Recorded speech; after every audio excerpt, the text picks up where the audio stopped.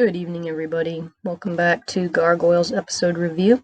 Today we're doing The Thrill of the Hunt. What's better than awakening? The thrill of the hunt. We're kicking off the series proper with an episode that keeps the throttle on the action wide open. Plot twists and turns up the intensity. If this isn't enough for you, the antagonists are more dangerous than ever.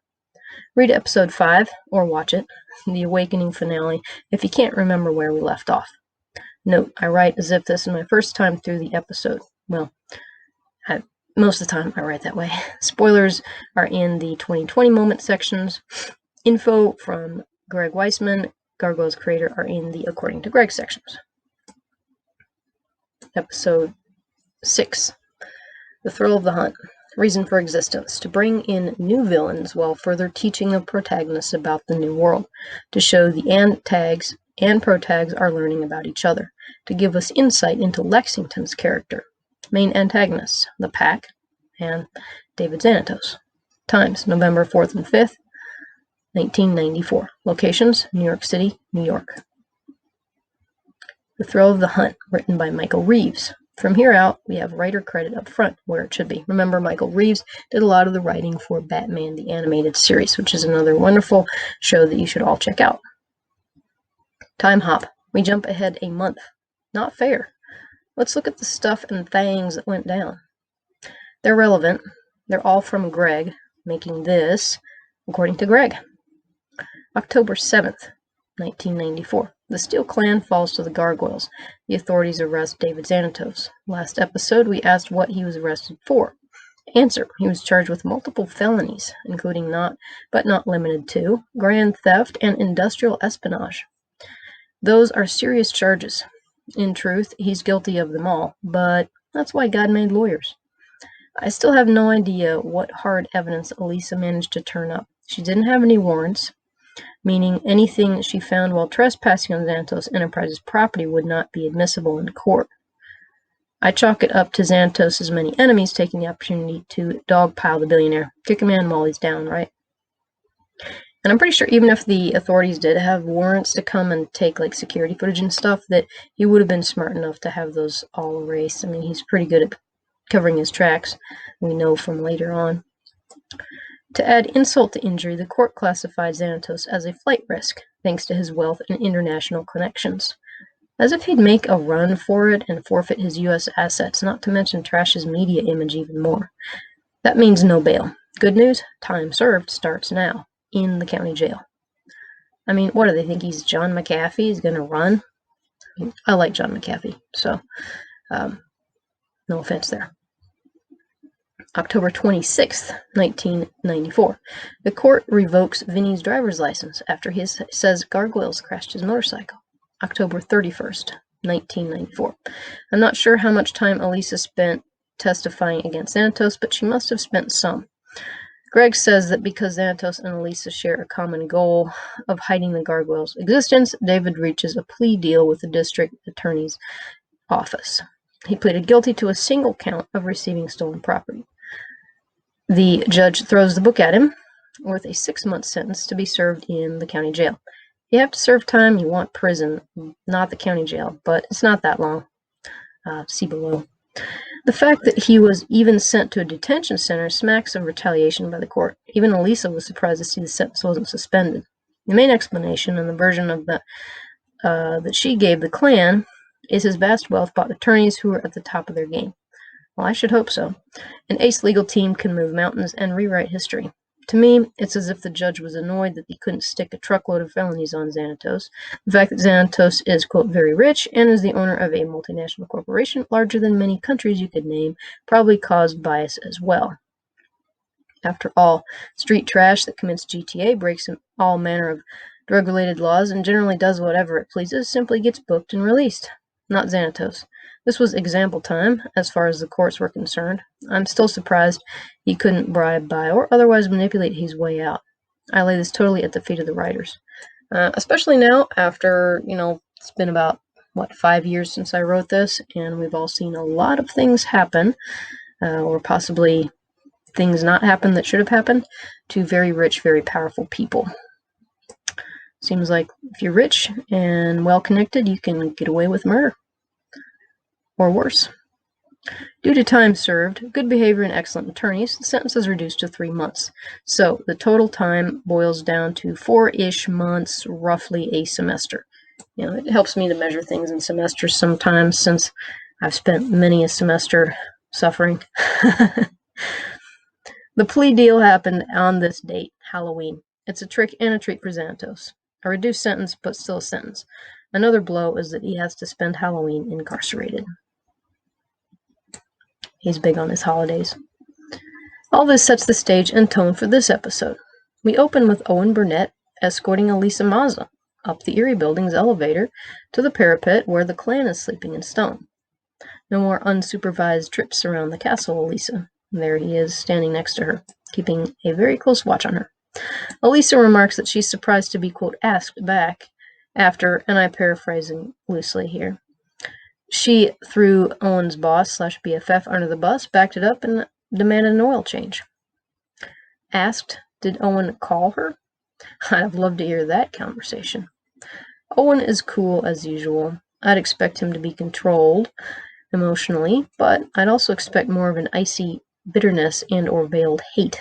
She put his friend and employer in prison, jail, not to mention she caused Owen a mountain of extra work. Owen explains that Xanatos, quote, is not the type to hold a grudge and wouldn't dream of stopping her from seeing her friends. This sounds like a direct quote from David. The sarcasm must have squelched. If this is the first time you've seen this series, you probably just rewound that scene to make sure you heard that right. Yes, Gargoyles is a unique show that respects its viewers and remains startlingly realistic despite the presence of magic and mythological creatures. But this is groundbreaking, on 2 fronts, no less.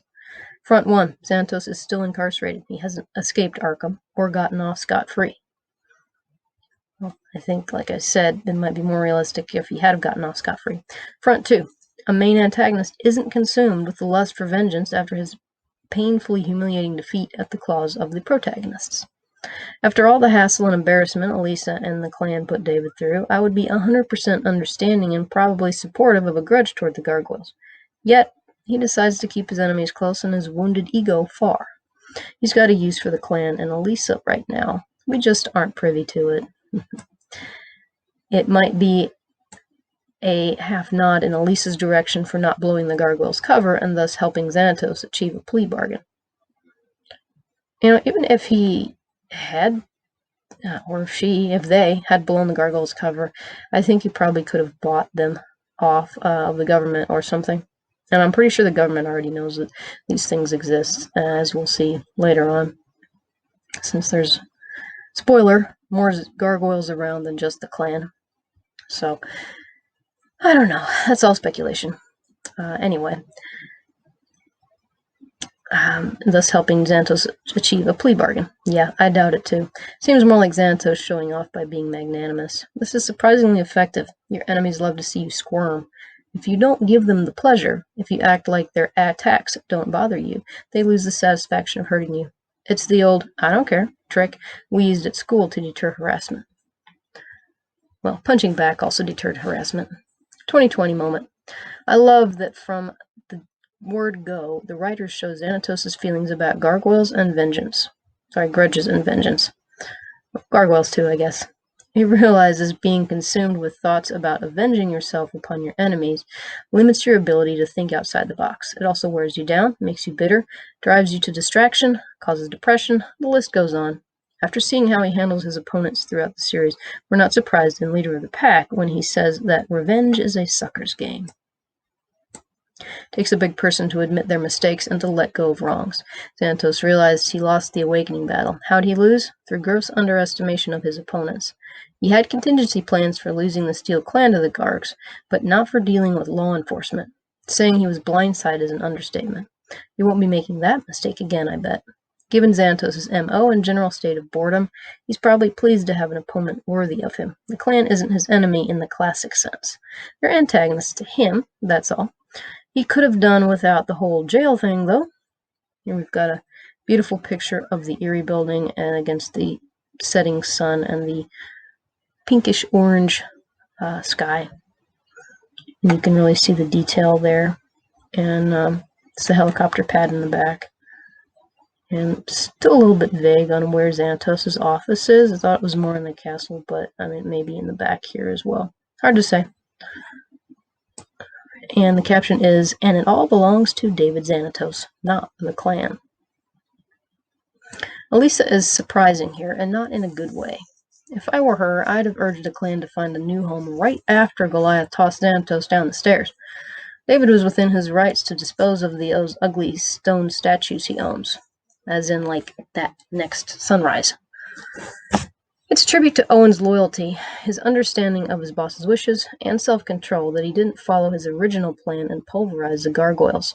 Everyone forgets Owen exists. They don't realize he can be as great a threat as any other antagonist in the series. Or possibly even more of a threat, since everybody just kind of forgets he's there. 2020 moment. Puck doesn't seem to hold any animosity toward the clan for what they did to Xanatos, despite him being a Xanatos fanboy. Puck took a page from David's book. David considers the whole debacle a learning experience. This is the best route to take when you get taken down a notch. He was defeated fair and square by impressive opponents. There's no shame in that. Not that he feels shame, ever. He learns from his mistakes. He moves on rather than becoming consumed with blaming himself and or others. Owen stays in the parapet with Elisa as the clan awakens. He might as well be watching cement dry for all the interest he shows. He excuses himself and returns to the depths of the castle. He exemplifies the characteristics of being polite to everyone while simultaneously having a plan of how to kill every person in the room. And there he is, walking off, looking more, I don't know, irritated than usual, less impressed than usual. And $10 says Owen went back to the office and watched the CCTV feed of this conversation. Protag powwow. Goliath is glad to see Elisa, who shrugs off her presence as it was a slow night at work. As she was involved in the investigation, how does it look to an outside observer when she keeps coming to the Erie building and is on civil terms with Owen, the interim lord of the castle? Too bad the writers didn't put in a Freddie Lowndes character to harass Elisa and or even the antagonist. If Hannibal, Lecter, and Will found Freddie infuriating, imagine how much more annoying life would be for the Gargs if they had to keep dodging a reporter. 2020 moment. John Canmore, Travis Marshall, and to a point even Matt Bluestone fill the role, but not like Freddie. They even have a daily tattler after all. Why not use it more? According to Greg, the writers let the Gargoyles have fairly free range, not worrying about who saw them because the urban legend only grew when people saw them. Reporters aside, what does Elisa do at work? Doesn't she have other cases she's supposed to investigate? The writers made her a detective. Even Dexter had to do, work stuff between his serial killing. Goliath is triumphant since he's, quote, defeated David.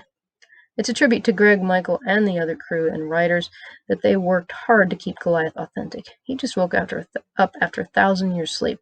There's a learning curve with this culture shock.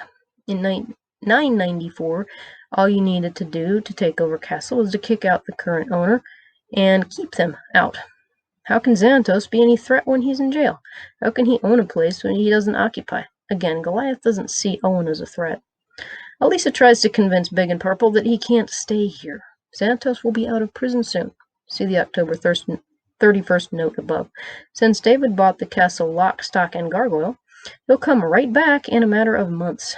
Not exactly the housemate you want when you were the one who landed him in jail.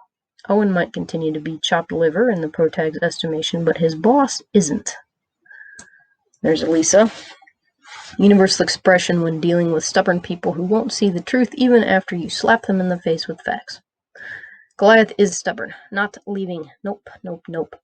He believes they defeated Xanatos once and for all. The idea of a person being convicted, sentenced, and then released once they serve their time doesn't compute. Deboob tube. Does Hudson spend all night in front of this thing? There he and Bronx are watching the TV. Below, in the same TV room I ranted on earlier, Hudson is trying to watch his shows. Trying because all the channels play a live-action series that looks a lot like a combo of the Power Rangers and WWF. Features a group of human warriors with animal motifs. There's fox, wolf, dingo, jackal, and hyena. Together they are the pack. There's Fox and Wolf running. There's Jackal taking on a ninja. It's like Mortal Kombat with ninjas everywhere. And fewer fatalities, I think. Hudson is rightfully confused about why, for the past few nights, every channel plays the show. Nobody else cares, though, since they're fans. None of them are future-savvy enough to realize how disturbing the all-pack, all-the-time programming is. Danger, Will Robinson, danger! Waves dryer hose arms. The pack is now in this picture, striking a pose. Their costumes are kick butt, just saying. And there's the trio staring with glee into the TV. We've all looked like this at least once in our lives. Yeah, usually when Gargoyles was on. The pack will be in Madison Square Gardens for a live appearance that night. The trio goes nuts. Lex, though, is the fan among fans. Behind the scenes, here we have a sort of hangar-looking building. It's actually a studio. It says Pack Media Studio on the front. And the caption is, "Don't make that an acronym." We grab Chekhov's gun and drop it on the Pack Media Studios. The Pack members are scattered about, training. They look good. I mean, really good. Cut and ripped with combat skills and melee weapons and hand-to-hand combat. It's a picture of their little training area and the kind of strange little setup they have for the entrance to the gauntlet area. Some sort of fun house looking thing. Typical studio building. It shows how fake their show is. Wolf is complaining about being bored. Fox, the red-headed leader, responds that you never had it so good. She doesn't say we. She also doesn't complain. Already we see she set herself apart from the others. She's the alpha, no question. Her voice actor is Laura San Giacomo, who does a perfect job. She was also not credited as the voice actor because her agent thought that her being in an animated series would hurt her career. She needed to get a better agent. Jonathan Frakes, Marina Sirtis, Keith David, Clancy Brown. Nobody else cared. And here's Fox watching as Wolf pumps iron. And Wolf is indeed voiced by Clancy Brown, who also voices Hakon the Viking. One of the ninjas appears, then takes off his mask. Fox tells him to work on his backflips. While the Gargoyles think the pack actually fights ninjas, the writers want to clarify that it's a TV show. You know, in case we missed it. It's fun to have scenes that show the reality in a fiction series, even when the protags see it differently. I wish we'd seen more of Harvey. That's the ninja. The other pack members join Wolf's whining. They might be big-time stars, but they feel unfulfilled. Fame and fortune just aren't cutting it. They, quote, were promised fame, money, and action. They haven't got the last one, per Wolf. Makes me wonder how the producers of the pack show cast their stars. Dingo, voice actor is Jim Cummings, mentions that he's getting soft and wouldn't survive a week in a Central American war. Meaning he's been in one before? Wolf talks about needing to hunt, since wolves gotta hunt. These people aren't just athletes turned actors, or actors who are in great shape. They're individuals with a bent toward violence and adrenaline. There's Fox. She has a fox head tattoo over her right eye, by the way. Talking to Dingo, who has a mohawk. Dingo sensibly has a gun. No wonder, since his homeland of Australia has pretty much banned all guns. Fox maintains her air of calm despite the others' posturing. Who is she? What's her story? We haven't seen much of her yet, so I suspect her being leader isn't just the invention of the pack's show writers. Yeah, it seems like she's pretty competent. According to Greg, Fox is 27 here. He and the other writers didn't know her backstory yet. I love females who are realistic, able to handle themselves, not intimidated, intelligent, strong. She looks like a character who fits the bill. 2020 moment. We know Fox is Halcyon Renard's and Titania's daughter, but we don't know much about her backstory otherwise. Her parents divorced. She began dating David Xanatos at least a few years ago. What kind of education experience she's had is a mystery. She is a master at melee combat, can fly a chopper, is proficient with firearms, can code software, and is wickedly cunning, just like her husband. Bonus: the costume's blue bit on her chest reminds me of the Eye of Odin. The bellyaching makes a nice segue. Fox pulls out a manila envelope. Out spills pictures of Goliath taking on the Skeel clan robot. Everyone stares. Nothing else came in the envelope. Does Fox know more than she's letting on? Did she perhaps remove something from the envelope? She was obviously waiting for the right time to show her packmates the pictures. She wants to hunt too, but she doesn't broadcast that desire. She lives up to her name, Fox. Manila envelopes are made for mystery. The group's only interest is to take on the new challenge. Well, so much for them being friends for the clan. Welcome to the Antagonist Club, guys. You're in good company. There's the pictures. Ooh, only one place those pics could have come from. Indeed. I mean, did they really think that was going to be a mystery here? Hyena, who's downright scary, being voiced by Cree Summers, says she saw stories about the gargoyles in the Daily Tattler. Nice Hannibal/Red Dragon reference there, guys. Hyena and her brother, Jackal, Matt Frewer is smooth, are up for some sport. Wolf calls them clowns, but I wouldn't want to tangle with them. They can't dwell on the pics for long, though. They have a public appearance to make. There's brother and sister. They are freaks indeed.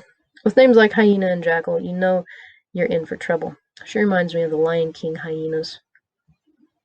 Cheap seats. The trio is in the rafters at Madison Square Gardens. Below, the pack is making one heck of an entrance. Lights, ninjas, backflips. And Fox is the queen of backflips, FYI. The pack looks amazing. That is a great picture there. Heads up for the evil ninjas of evil. While Brooklyn admits that these guys are alright, Lex is a complete fanboy joygasm. He wants what all fans want, to meet his idols. Broadway and Brooklyn fly off, leaving Lex to his obsession. He would totally cosplay as a pack member. The pack is backstage. They're pleased with the show, but Wolf says it best. Another night, another $500,000. Fortune and fame only go so far. You'd think they'd use some of that to buy some action they're craving. Sometimes weird fans get backstage, but this is ridiculous. There's Lexington meeting the pack, who look pretty surprised. Lex drops out of the rafters, landing in front of them. He introduces himself as a friend. Wolf is just shocked. It can talk. Wolf is sadly not as bright as his namesake. He tells Fox the obvious, the one in the picture was bigger. Fox elbows him. You get the feeling she humors her teammates, but believes they're idiots in their own ways. There she is, slamming him in the gut with her elbow. Wolf acts like second in command. At least he and Fox seem to talk more with each other than with the others. Fox deploys her feminine wiles before Lex can even get his brain together. The chin stroke she does would win anybody, much less a fanboy. She says she's heard stories of a creature like him, but bigger. Every female on this series knows the face stroke on the man drops the male's critical thinking skills to zero. Here she is, kind of cupping his chin there. Lex volunteers Goliath for a meeting. The pack looks like Christmas is coming early. Nothing like a good ambush. They are so painfully obvious. Lex is blinded by his fandom goggles. Do as I say. Lex lands at the castle just before dawn. He's thrilled because he's found them new friends. The pack defends the innocent and is generally made of awesome. Gotta love when a protag accidentally praises the antags. Goliath is stuck on the idea of Lex being dumb enough to let the pack see him. Nice POV shot from Lex, by the way. Lex is quick. Goliath has human Elisa as a friend. How's this different? Kudos to Squirrel Boy for standing up to Goliath. Lex has a great point, too. It just is different. Goliath doesn't need a reason. And honestly, Goliath kind of has a point here, too, because of the three people that they've truly met and interacted with, Xanatos, Owen, and Elisa, 2 of them have turned out to be antagonists, so that's a 66% fail rate when it comes to friends when you're looking at humans. This isn't the greatest way to lead. Having one standard for you and one for your underlings is a great way to start a mutiny. The argument will have to wait until sunset, though. and they turn to stone. Don't let the sun go down on your anger. Halftime. This is Lexi King's episode. So far, we're on a roll. We've got 5 new antagonists who look like they'll give the Gargs a run for their money. We've got tension between Lex and Goliath, and we've got the mystery of the TV that only plays the pack. And who sent the letter to the pack? Okay, so it's less of a mystery about who and more about why. At this point in the ep, what did you think would happen with the pack? And who do you think sent the envelope and why? Thoughts? Comment. And you can comment here or you can comment on the blog. Read the continuation, or better yet, watch it. You don't want to miss the ending. So make sure that you like, comment, subscribe, share, do all the things. Thank you for watching, and we'll catch you in the next one.